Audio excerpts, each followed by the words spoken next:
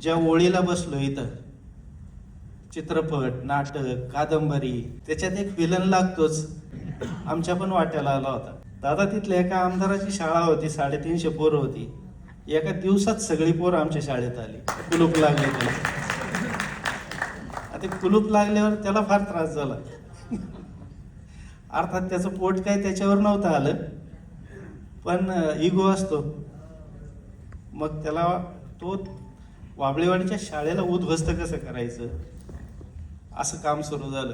आरोप प्रत्यारोप, गोंधळ, कारवाया, आणि त्या सगळ्याला तोंड देऊन परत ही दुसरी शाळा मला मुद्दाम दिली होती दादा, की जी बंद पडायच्या यादीत होती शासनाच्या, की ह्याला तिथं टाका. ही शाळा बंद पडली की अजून कुठंतरी जाईल. काही अधिकारी त्यांना वाईट वाटायचं हे जे चाललंय. त्यांनी मला म्हटले की गुरुजी, हे चुकीचं चाललंय, आम्हाला पटत नाही, पण आमचा नाईलाज आहे. म्हणलं काय हरकत नाही रे, ऑर्डर द्या. खडकावर जत्रा भरवायची ताकद आहे माझ्यात. भरवली. तिथंही 500-600 मुलांचं वेटिंग. तिथं जायला रस्ता नाही अजून. तिथं 500-600 मुलांचं वेटिंग आहे. आणि अजून एक सांगू, आता अशी ऍडमिशन सुरू झालेत ह्या वर्षी. आम्ही असं म्हणतो की खेडेगावातून शिकण्यासाठी मुलं शहरात येतात. अर्ध मायग्रेशन तर त्याच्यामुळेच होतंय. आता रिव्हर्स मायग्रेशन सुरू झालंय. 4 मुलं मुंबईची येतात आमच्याकडे. स्नेत नावाचा मुलगा आहे, ओजस्वी नावाची मुलगी आहे. इथली राहती घरं, त्यांची स्वतःची घरं भाड्याने दिलेत आणि आमच्या तिकडे भाड्याने घर घेऊन राहत आहेत आणि मुलांना तिथं शिकवतायत. ह्या वर्षी 15-16 मुलं अशी आली.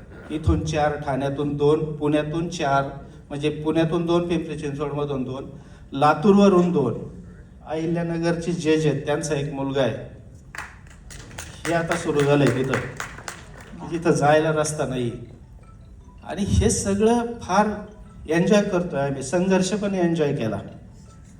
आणि असा एन्जॉय केला की ज्यांनी कुणी या सरकारी शाळेला त्रास द्यायचा प्रयत्न केला होता त्यांना बेरोजगार केलं. आज माशा मारत बसलेले. त्यांना जर विचारलं तुम्हाला बेरोजगार कुणी केलं, माझं नाव पहिलं सांगतील. शेवटी तुम्हाला काही चांगलं करायचं असेल तर ताकदीनेच उतरावं लागतं. तिथं तुम्ही म्हणजे कोमल हृदय असून उपयोग नाही होत तिथं. आणि तेही उतरलो.